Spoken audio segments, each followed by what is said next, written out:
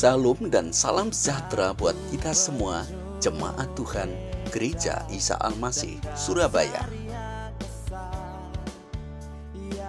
Kita boleh jumpa kembali dalam perenungan firman Tuhan. Namun sebelum itu, marilah kita perhatikan beberapa pengumuman berikut ini. Kurban darahnya, gereja ditebus, baptisan dan firman-Nya. Pada hari Selasa 16 Juli pukul 16, kaum wanita dilayani oleh Saudari Vena Katrin, bertempat di GIA Surabaya Darmo. Lalu dilanjutkan pendalaman Alkitab, membahas kitab Yesaya 53 sampai ayat 56, dilayani oleh Pendeta Rian Waru dan Penatua Insinyur Lindra Haryanto. Dan pada hari Kamis di GIA Surabaya Tengger ada kebaktian tengah minggu, dilayani oleh Saudara Kristio Witoyo dengan tema Murid Yesus yang Sukses. Lalu dalam ibadah raya pada hari Minggu tanggal 21 Juli, firman Tuhan dilayani oleh Pendeta Menahem Laswardi Suteja dengan tema Yesus adalah jalan dan kebenaran dan hidup. Dan sekarang marilah kita bersama mempersiapkan hati kita untuk ditaburi firman Tuhan. Pada kesempatan ini firman Tuhan akan dibawakan oleh Evangelis Didik Mismanto dengan tema Yesus adalah Mesias, Anak Allah yang hidup. Tuhan memberkati setiap kita.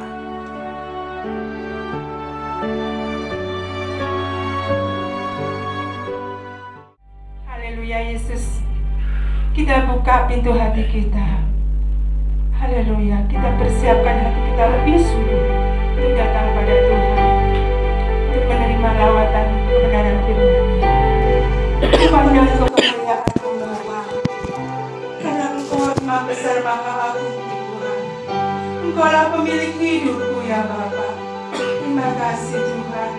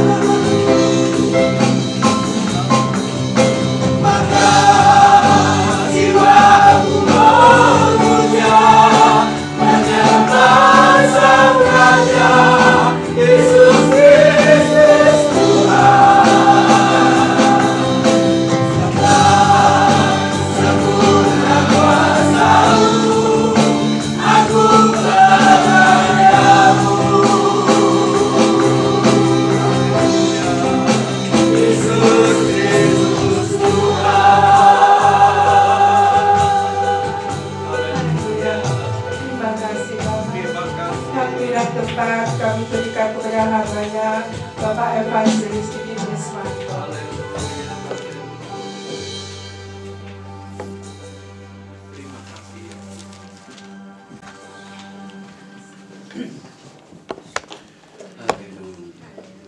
Yesus, Engkaulah Mesias, Anak Allah yang hidup. Berlandaskan iman ini kepadamu Tuhan, kami memenuhi panggilan-Mu. Untuk kami sekali lagi belajar firman. Tolong kami Bapa, bukalah mata hati kami, agar kami dapat memahami seluruh kebenaran Tuhan yang Kau nyatakan pada hari ini, supaya kami berakar di dalam firman dan hidup kami bertumbuh di dalam iman. Dan saat yang Kau melihat kemuliaan-Mu terpancar di dalam kehidupan kami serahkan jam pewartaan-Mu ini Tuhan, dari awal sampai berakhirnya nanti hanya dalam satu nama, Tuhan kekasih jiwa kami, Yesus Kristus. Amin. Di nama Tuhan, silakan duduk saudara-saudara. Shalom. Puji nama Tuhan, saudara-saudara, hari ini ibadah kita khusus karena kita nanti akan lanjutkan perjamuan kudus. Ya. Nah, jadi seperti dalam pengantar doa tadi doa saya tadi, kita melandasi pertemuan iman kita ini dengan keyakinan bahwa Yesus adalah Mesias.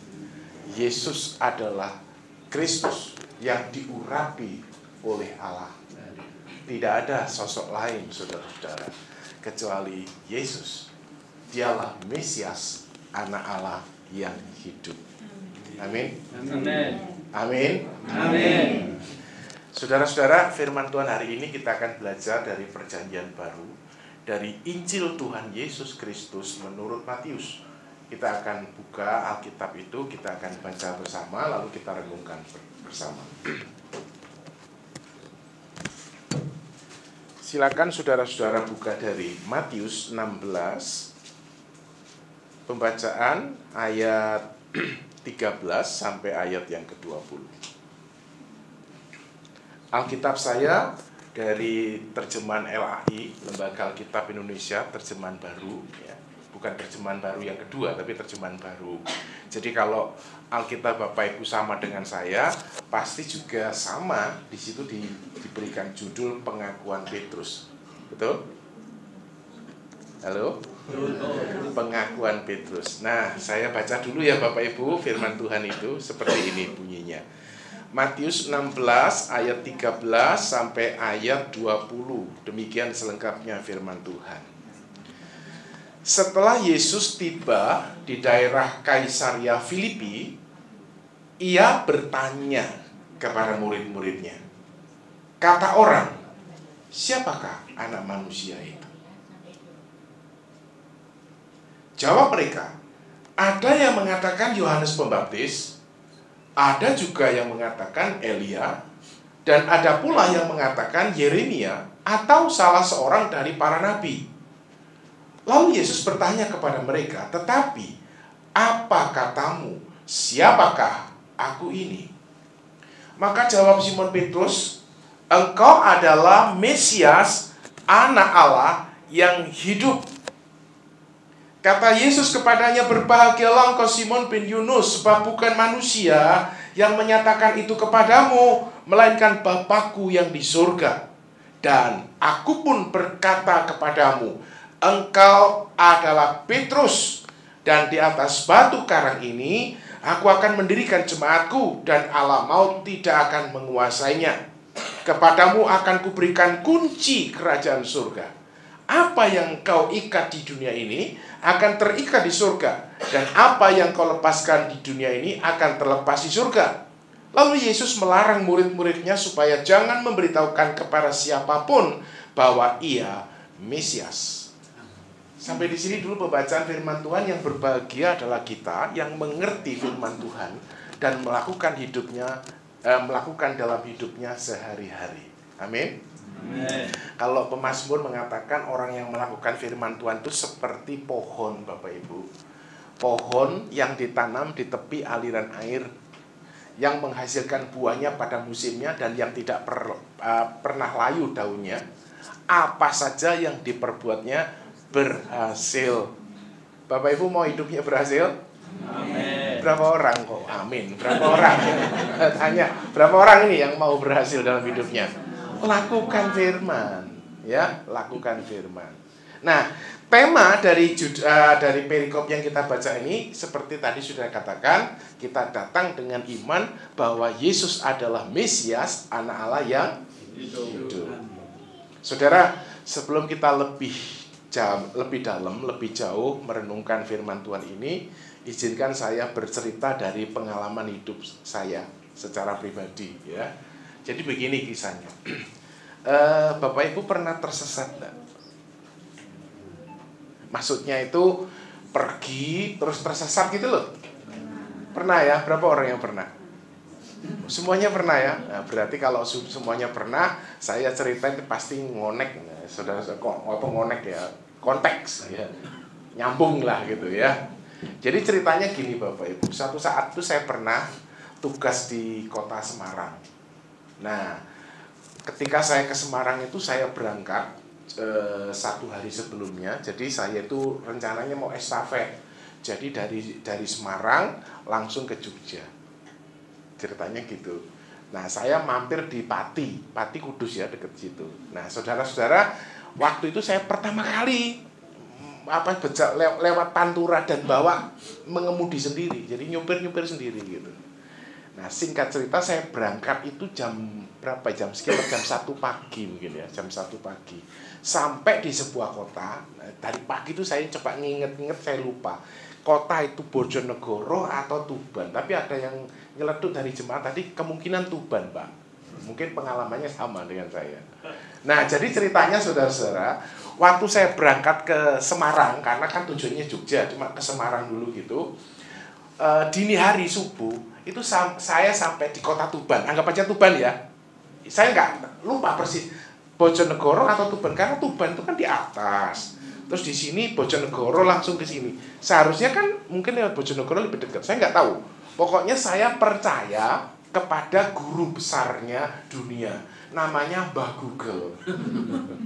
Jadi saya setting saja Semarang. Pati gitu ya. Kudus, Jepara, Pati Jepara. Saya setting di situ. Sampai kira-kira dini hari, saudara. Sampai di kota Tuban itu. Apa yang terjadi? Guru saya bilang begini, belok kiri. Gitu ya, belok kiri. Kemudian setelah belok kiri, kira-kira 50 meter atau 100 meter gitu, belok kanan. Padahal saya tahu persis, saudara-saudara, bahwa jalan yang saya lalui ini jalan besar. Kemudian saya belok kiri itu jalan yang agak besar. Dan kemudian perintahnya belok kanan. Anda tahu apa yang terjadi? Itu pasar tradisional. Jadi bisa dibayangkan saudara-saudara waktu itu ya, itu saya masih baru dapat mobil itu, puji Tuhan ya, dapat mobil. Jadi masih kinyis-kinyis mobil itu, lewat di tengah pasar di pagi hari. Di mana saudara-saudara, jalan itu sebenarnya tidak bisa dilalui mobil. Karena apa? Karena kiri kanan itu lapak-lapak orang jual itu ada ayam, ada sayur gitu. Bisa dibayangkan saya nyelonong Bapak Ibu. Nah, ketika saya nyelonong, apa yang terjadi? Yang terjadi adalah lapak-lapak itu mundur semua. Entah, saya nggak peduli. Cuma saya itu mengalami efek, saudara. Efeknya itu adalah panik. Apa, saudara? Panik. Pernah panik nggak? Ya, panik. Kenapa? Waduh, ternyata guru besar saya itu menyesatkan saya ini. Ternyata sekarang saya baru tahu, Anda kalau mau pakai Google, jangan disetting jarak jauh. Settingnya itu per area. Misalnya sampai Gresik setting lagi. Nanti masuk Lamongan setting lagi gitu loh Bapak Ibu. Tapi saya kan langsung saja percaya begitu. Nah, itulah kalau percaya kepada dunia, nyesat. Ya, ada yang nyampe kuburan, nyampe laut gitu ya. Untung saya itu cuma nyampe pasar, saudara-saudara. Nah, saudara, kenapa saya cerita pengalaman ini? Karena merenungkan firman Tuhan dalam perikop ini ada kaitan langsung sebenarnya. Apa kaitannya? Kaitannya adalah kota Kaisaria Filipi. Jadi pertanyaannya begini, kenapa sih Yesus itu bertanya tentang identitasnya di sebuah kota namanya Kaisaria Filipi? Seharusnya kalau dia bertanya tentang identitasnya, dari awal orang-orang itu tahu tentang mengharapkan Mesias, tanyanya mungkin di Yerusalem, betul nggak? Tapi bisa dipahami saudara-saudara, seandainya saya bertanya kepada Anda di ruangan ini, Bapak Ibu, saya mau tanya nih, apakah Anda ini Kristen? Apa kira-kira respon Anda? Ngaco. Betul nggak? Ngaco nggak?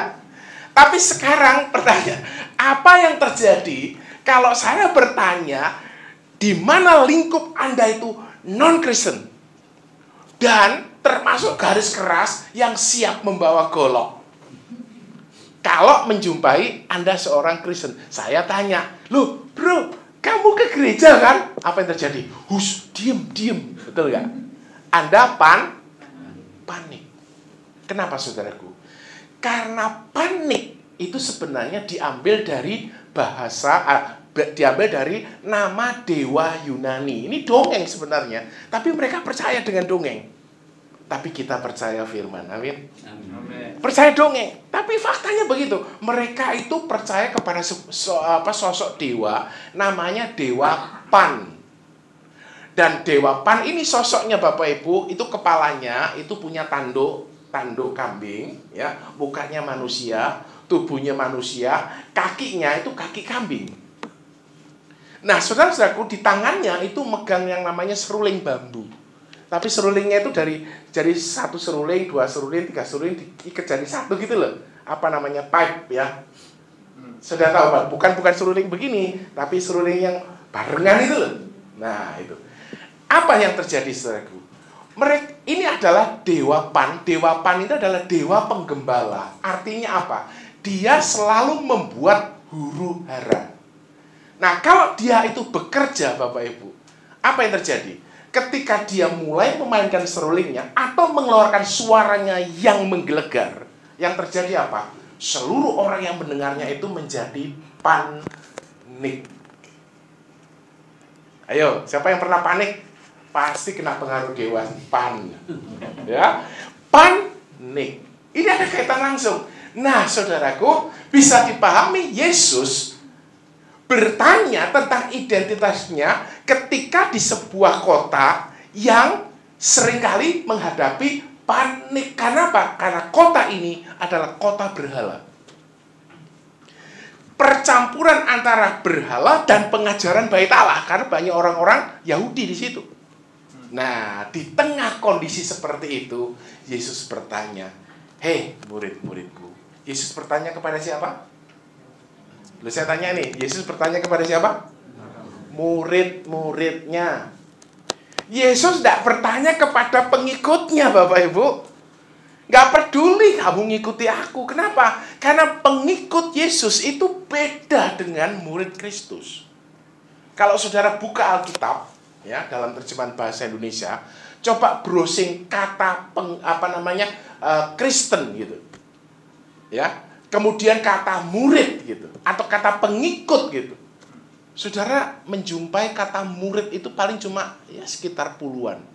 Tapi kalau saudara lihat di situ pengikut Kristus itu banyak sekali di Alkitab elektronik gitu. Itu artinya apa? Itu artinya bahwa Yesus memang mencari murid, bukan mencari pengikut. Bedanya apa sih? Gini bedanya. Kalau saudara buka Matius 5 pasal sebelumnya, ya, mulai pasal 4 ayat terakhir, di situ dikatakan mereka berbondong-bondong mengikuti Yesus.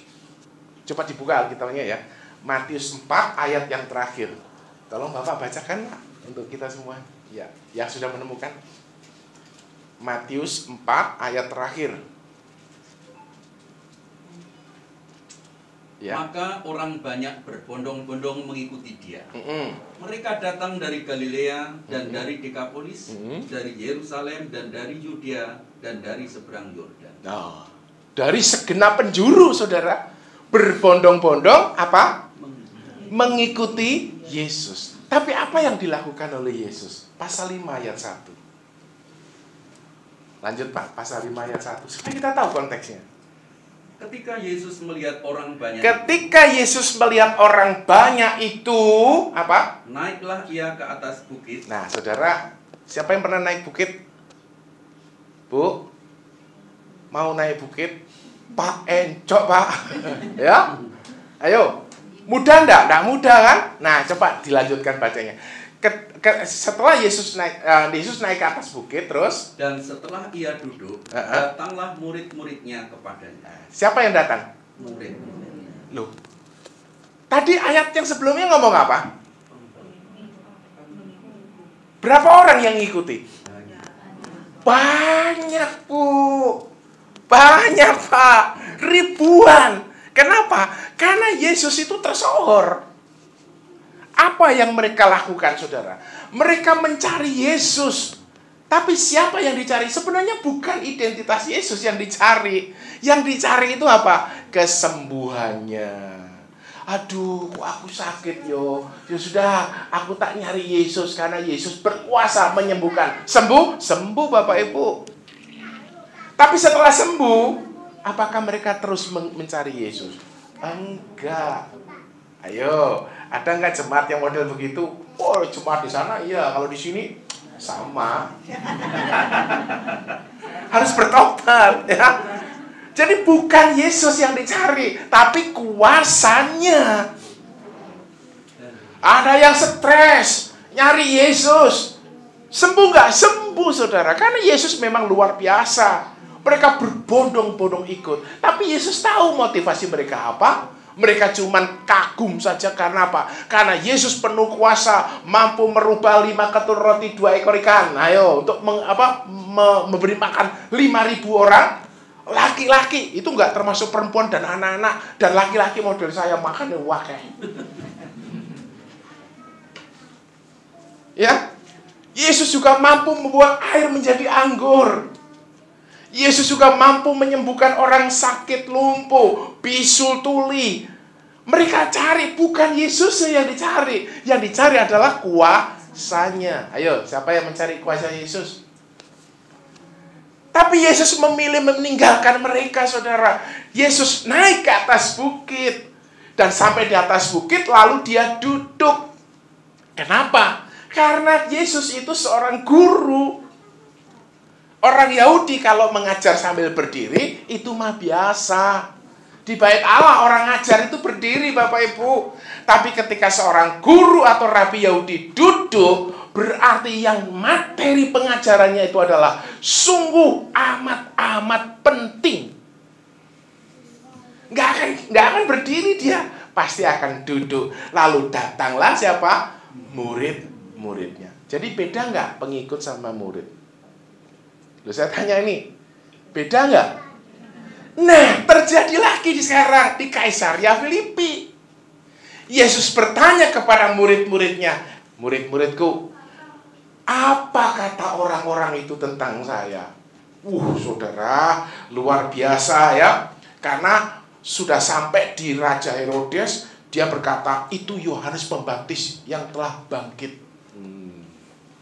Terus ada juga yang mengatakan itu Nabi Elia.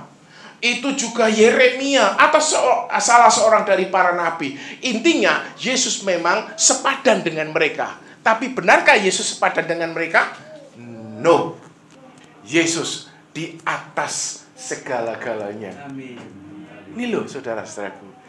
Oleh karena itu Yesus bertanya kepada mereka, sudah. Kalau begitu pertanyaanku, di tengah kota yang penuh dengan kepanikan, di persimpangan jalan iman antara pengajaran dunia dan pengajaran bait Allah, sekarang aku memberikan pengajaran kepada kamu.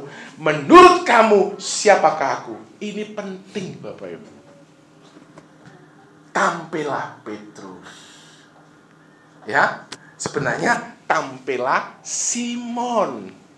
Kenapa Alkitab menulis Petrus? Karena bukan Petrusnya, tapi Simonnya yang melakukan firman. Maka disebut Petrus dalam penulisannya. Siapa? Simon bin Yunus. Menurut kamu siapakah anak manusia itu? Nah, Kemudian mereka berkata, Simon Petrus, engkau adalah siapa? Mesias, anak Allah yang hidup. Kenapa Simon mengatakan demikian? Alkitab menjawab, saudara. Kata Yesus kepadanya, berbahagialah engkau Simon bin Yunus, sebab Simon bin Yunus, sebab bukan manusia yang menyatakan itu kepadamu, melainkan siapa? Bapakku yang di surga. Jadi saudara-saudaraku, pernyataan ini bukan Simonnya, tapi Roh Allah yang menyatakan engkau adalah Mesias. Engkaulah yang diurapi oleh Allah. Engkau adalah anak Allah yang hidup. Maka terjadilah sebuah kisah yang menarik untuk kita pelajari hari ini, Bapak Ibu. Yesus, engkaulah Mesias, anak Allah yang hidup. Itu siapa? Murid-muridnya. Orang-orang yang mengikuti nggak akan paham karena mereka nggak datang. Gitu loh. Tapi murid-muridnya akhirnya mengerti. Berbahagialah engkau Simon bin Yunus, sebab bukan manusia yang menyatakan itu kepadamu, melainkan Bapakku yang di surga. Dan aku pun berkata kepadamu, engkau adalah Petrus.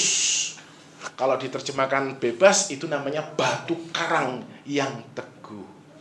Dan perhatikan kalimat ini, aku akan mendirikan jemaatku, dan Allah maut tidak akan menguasainya.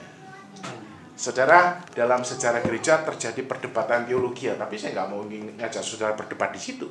Tapi saya ingin mengajarkan satu saja, saudaraku, bahwa Yesus mendirikan bukan di atas Petrus Simonnya, tapi di atas pengakuan Simon Petrus itu. Jadi gereja yang dilandasi dengan pengakuan bahwa Yesus adalah Mesias, anak Allah yang hidup, Allah berkata, itulah batu karang yang teguh.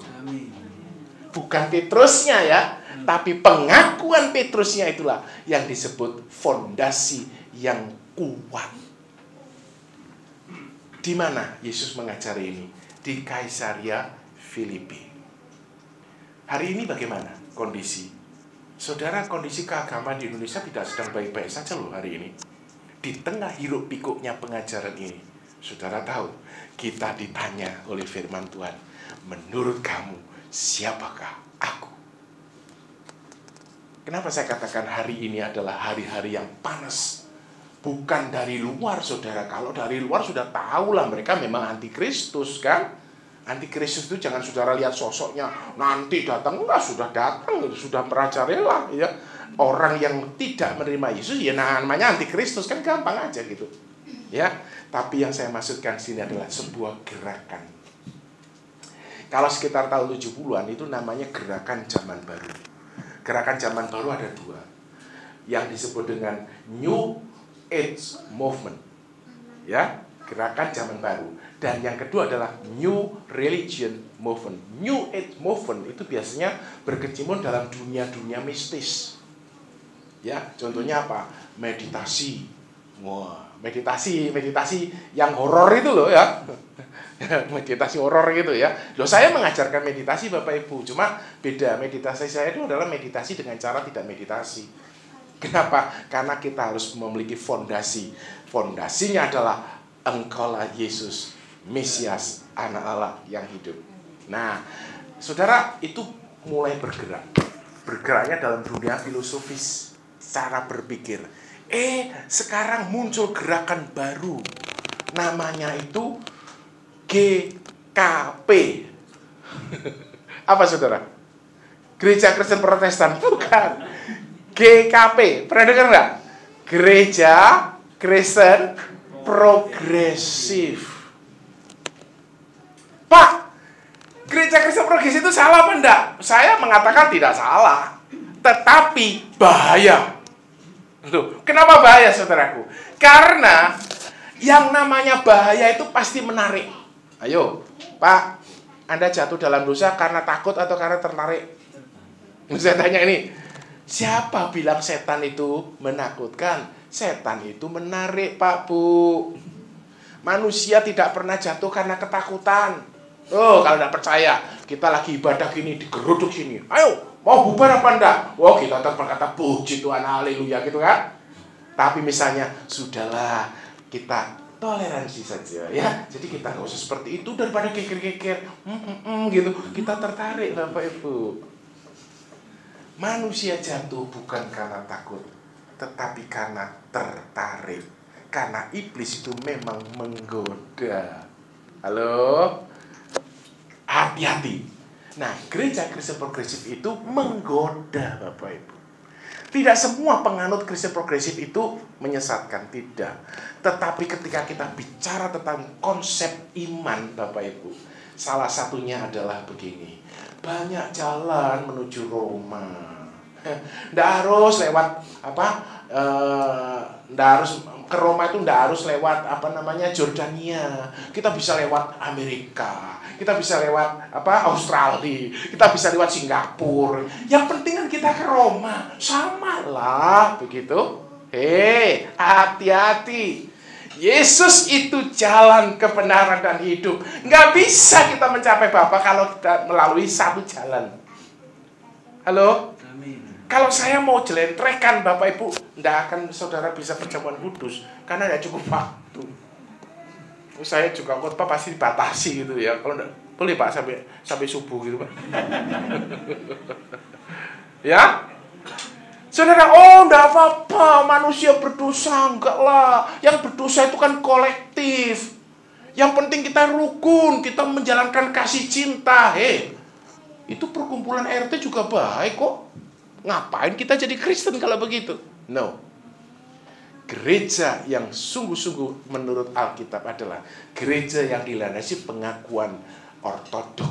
Pengakuan itu bunyinya, Yesus, Engkaulah Mesias, Anak Allah yang hidup. Oh, gini loh, hidup sebagai anak Tuhan itu. Kita harus inklusif. Kita terima semuanya, karena kita itu kan harus mencintai dunia. Nah, sampai di sini oke lah. Saya setuju, kita harus mencintai dunia, betul nggak? Tetapi pengertian mencintai dunia ketika mulai dipilah-pilih, saudara, saya kaget. Ketika apa? Ketika mereka berjuang, mari kita itu menerima yang namanya LGBT. Tahu LGBT? L apa L? Lesbi. Terus? Biseksual. Terus? L, G, G, ya, biseksual. Terus T, transgender. Sekarang berkembang lagi Bapak Ibu, bukan LGBT, tapi LGBT plus. Plusnya apa? Plusnya tuh nggak peduli, ya. LGBT plus. Bayangkan saudara. Jadi nggak penting siapapun mereka, apapun latar belakangnya, mereka datang ke gereja, mari kita setarakan. Loh saudara-saudaraku, sampai kita mencintai mereka, ya harus. Karena Yesus mencintai mereka, betul nggak? Tetapi ketika kita tidak mendidik, karena sesungguhnya kasih Allah itu mendidik loh Bapak Ibu. Kasih Allah itu mendidik. Ya, jangan kau pikir bahwa kasih Allah itu penuh kelemah lembutan. Enggak loh, hardikan juga, hajaran juga. Ya, kita juga harus membantu, misalnya menterapi. Saya pernah dicaci maki oleh pasangan lesbi Bapak Ibu ceritanya. Waktu saya di Bali, teman saya punya klinik ceritanya. Lah, kemudian saya suruh bantu nerapi. Nah, ternyata saudara, yang saya terapi itu ndak izin sama pasangannya. Jadi ketika dia pulang, dia sembuh. Nggak lagi lesbi. Nah, pasangannya bingung loh, kenapa begitu? Ternyata karena efek terapi. Wah, diserbu Bapak Ibu. Ya sambil lempeng-lempeng gitu namanya. Ya bukan lempeng ya, wong lesbi kan agak keren gitu, karena itu jantannya gitu. Ya. Nah, jadi maksudnya begini. Nanti kalau ada seperti itu LGBT, diterima saja. Lalu mereka punya kesetaraan tentang tanggung jawab. Jadi penatua atau majelis. Jadi kalau di atas mimbar gini, saudara-saudara, jadi gini loh, macam-macam gitu. Gak apa-apa. Saudara, kita harus terima mereka. Setuju. Tapi kita harus mendidiknya. Paham ya? Nah kan menarik ini ya. Oh, kita harus terima loh, kan itu seakan-akan firman Tuhan kan? Tapi tidak, saudara, ujung-ujungnya itu loh. Ya, jadi intinya iblis itu menarik, tidak pernah menakutkan. Jadi hati-hati dengan pengajaran-pengajaran hari ini. Contoh lain, ada seorang yang sangat terkenal, saudara. Wah, di atas ribuan pengikutnya itu. Tapi ketika mereka berkhotbah atau dia berkhotbah, saudara, bukan Alkitab yang dikhotbahkan. Menarik khotbahnya, sungguhan. Saya seorang NLPer ya, NLPer Neuro Linguistic Programming. Jadi komunikasi menggunakan Neuro Linguistic Programming. Jadi bagaimana trik-trik bahasa, tubuh dan sebagainya. Itu hebat kalau saya kaji dari sisi NLP. Hebatnya apa? Hebatnya dia bisa mempengaruhi S1, S2, S3, S4, S5 gitu ya. Semuanya tunduk kepadanya. Ketika dia berkata, saudara tahu suatu hari saya tur ke surga. Tur ke neraka. Ya, jadi saya dibawa oleh malaikat menuju neraka. Di situ saya ditunjukkan bagaimana yang terjadi di situ. Saya melihat banyak orang-orang berdosa itu disiksa oleh setan. Wah, disiksa oleh setan. Hei, Alkitab itu ngomong setan itu yang disiksa. Sejak kapan dia punya wewenang, punya otoritas menyiksa manusia? Dan itu pun bukan sekarang, Bapak Ibu. Ya, betul nggak? Ayo, siapa yang nggak menarik? Ribuan pengikutnya. Atau jangan-jangan saudara-saudara ada pengikutnya juga di sini. Hati-hati. Saya cuma berkata, bertobat. Kenapa? Karena Alkitab nggak ngomong begitu kok. Alkitab justru ngomong bahwa setan itu yang disiksa. Bukan manusia disiksa oleh setan. Saudara berani berkata, sungguh yang khotbah itu adalah iblis. Ayo, berani nggak? Ayo, berani nggak? Nggak berani. Tak ajari berani, saudara. Itu iblis. Menarik nggak? Menarik. Nggak menakutkan itu. Wah, apalagi kalau dia sudah show begitu. Waduh, gerubuk-gerubuk. Saudara mau? Tuhan juga mampu melakukan itu, saudara. Karena Tuhan itu Maha Kuasa. Saudara berdiri, wah, jatuh semua. Tapi untuk apa? Kalau Anda jatuh, tapi ujung-ujungnya Anda belum berakar di dalam firman, Anda tidak bertumbuh dalam iman, dan Anda tidak akan berbuah kebenaran. Halo? Waspada dengannya. Ya? Nah, di persimpangan kota ini, Yesus bertanya, menurut kamu, siapakah aku? Petrus dengan kuasa Allah berkata, engkau adalah Mesias, anak Allah yang hidup. Hei Petrus, berbahagialah kamu. Halo? Berbahagialah kamu. Sesungguhnya bukan kamu yang ngomong, tapi Bapakku yang mengatakan itu. Dan disinilah aku akan mendirikan jemaatku. Jadi saudaraku, memahami identitas itu penting. Termasuk ketika nanti Anda mengambil roti dan cawan, Anda harus tahu persis. Kita mencari Yesus bukan karena mujizatnya kok. Kita mencari Yesus karena apa? Karena hanya Dia yang mampu menghapus dosa-dosa anak manusia. Amin. Hanya Dia yang telah berkorban di atas kayu salib. Nggak ada Kristus lain. Jadi kalau kita sudah mengenal identitas ini, wah, kita nggak akan tergoyahkan. Lingkungan kita mau ngomong apa, silahkan. Tapi aku percaya kepada firman Allah. Amin. Ini penting, makanya Bible study, ya, kemudian pemahaman Alkitab, studi wahana dan macam-macam itu Anda harus ikuti itu. Kalau khotbah ini cuman ngincip-ngincip gitu ya. Tapi kalau Anda belajar dengan wahana Alkitab atau wahana teologi, saudara belajar benar itu. Itu penting, Bapak Ibu. Di Islam masih ada, Pak ya? Bible study. Ada. Nah itu, pengikutnya sedikit ya, Pak ya. Ya kan, tidak banyak kan ya. Anda harus ikut, Bapak Ibu. Karena apa? Karena ancaman kita itu seperti di Kaisarea Filipi itu. Yesus bertanya, menurut kamu siapakah aku? Kita jawab, engkau adalah Mesias. Yakin? Sebab kalau engkau berkata aku adalah Mesias, satu, engkau adalah milikku. Nah, milik Tuhan itu disebut hamba. Jadi hamba Tuhan itu siapa? Hamba Tuhan itu bukan hanya pendeta, Pak. bukan hanya evangelis, bukan hanya majelis penatua, bukan. Hamba Tuhan itu semua orang yang mau menjadi miliknya. Nah, kalau kita dimiliki oleh Tuhan, yang terjadi apa? Tuhan akan memakai hidup kita ini untuk menata dunia ini dalam hidup tatanan taat firman.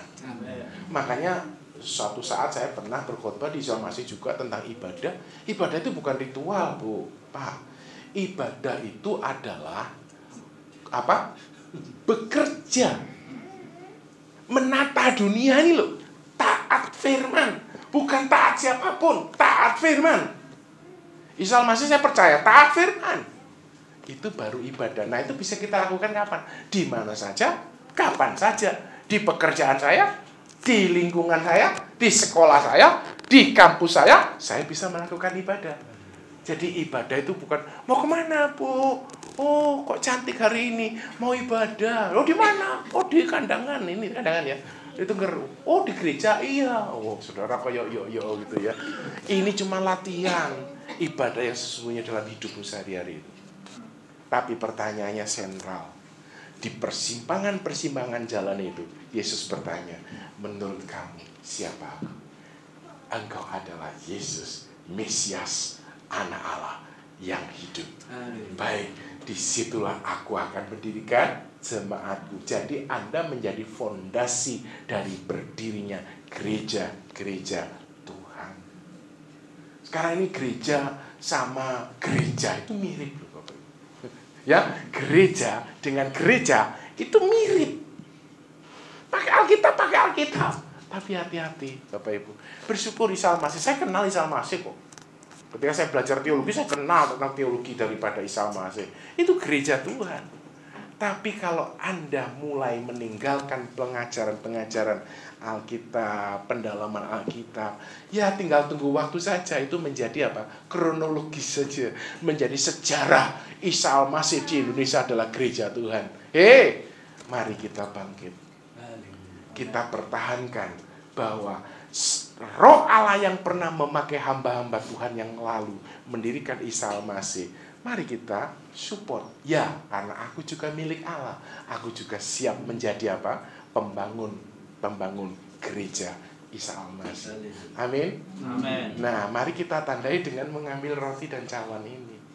Kita mengambil roti itu artinya hidupku siap dipecah-pecahkan, dibagi-bagikan bagi dunia. Sampai aku nggak ada, yang ada cuma Tuhan. Aku mengambil cawan, hidupku dicurahkan, ya, darahku dicurahkan untuk dunia. Sampai aku nggak ada, nggak mungkin diingat. Yang diingat cuma apa? Tuhan. Tapi dunia tidak mengingat kita. Tuhan Yesus pasti berkata, Engkaulah anakku yang kekasihi, kepadamu aku berkenan.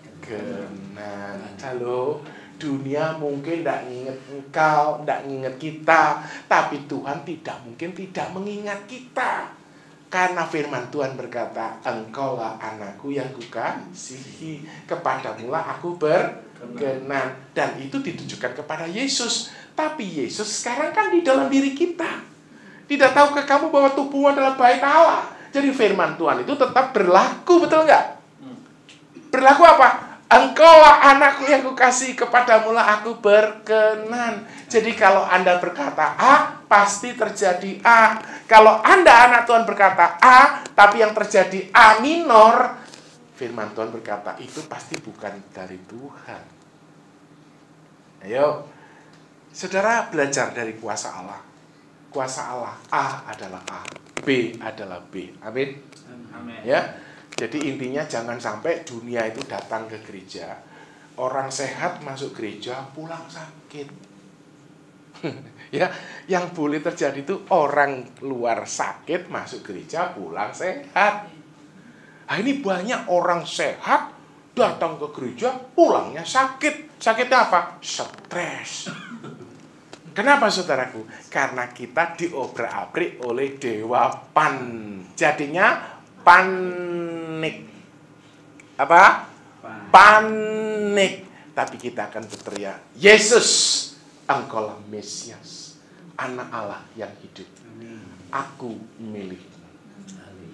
Mari kita renungkan firman Tuhan ini. Jadi kita sungguh-sungguh akan mengenal identitas yang sesungguhnya. Bukan tentang apa yang dilakukannya. Yesus dikatakan juru penyembuh, boleh. Yesus dikatakan sebagai seorang yang hebat, guru agung, silahkan. Tapi kita berkata, Yesus, Engkaulah Mesias. Engkau mampu menjadi penyembuh. Engkau mampu menjadi guru agung. Engkau mampu menjadi apa saja. Karena sesungguhnya semua berasal darimu. Karena Engkau adalah firman Allah itu sendiri. Amin. Ya, kita sungguh-sungguh bangkit hari ini. Semangat kita. Kita akan berkata, Tuhan, aku mau menjadi gerejamu yang Kau bentuk dengan firman. Berakar di dalam firman, bertumbuh di dalam iman. Bertumbuh di dalam iman, berbuah kebenaran. Amin. Mari kita berdoa.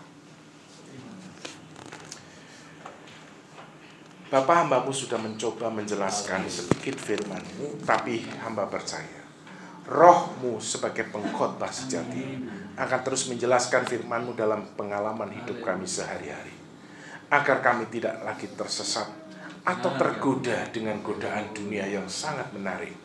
Tapi kami kembali kepada firman. Seperti para reformator berkata, back to the Bible. Kami kembali kepada apa yang Alkitab katakan. Biarlah Bapa Engkau memberikan kemampuan kepada kami, untuk kami tidak terkecoh dengan segala sesuatu yang silau, menyilaukan dan mengagumkan dunia. Bahkan mereka berjubahkan kekristenan. Sekarang kami mau kembali kepadamu Tuhan. Dan hamba serahkan umat-Mu kembali kepada Tuhan. Biarlah Roh-Mu yang akan menuntun kami dalam seluruh kebenaran firman-Mu, baik melalui perjamuan kudus yang sebentar dipimpin oleh hamba-Mu Pendeta Anugrah, dan juga semua piranti atau majelis jemaat yang menanganinya. Biarlah kami bertumbuh di dalam firman. Terima kasih Bapak, hamba undur. Pujian, hormat, dan kemuliaan hanya bagi-Mu. Yesus, Engkaulah Mesias, Anak Allah yang hidup. Amin. Saya serahkan kembali kepada Bapak. Puji nama Tuhan, kita boleh bersama-sama ambil bagian di dalam perjamuan kudus malam hari ini. Dan yang terlebih memberkati kita malam hari ini berkat firman Tuhan yang luar biasa. Firman Tuhan kiranya boleh menjadi pondasi batu karang yang teguh, yaitu Mesias, Anak Allah yang hidup. Haleluya. Kami mewakili majelis dan jemaat GIA Surabaya Tengger mengucapkan banyak terima kasih kepada Bapak Evangelis Didi Mismanto. Kiranya Tuhan Yesus memberkati.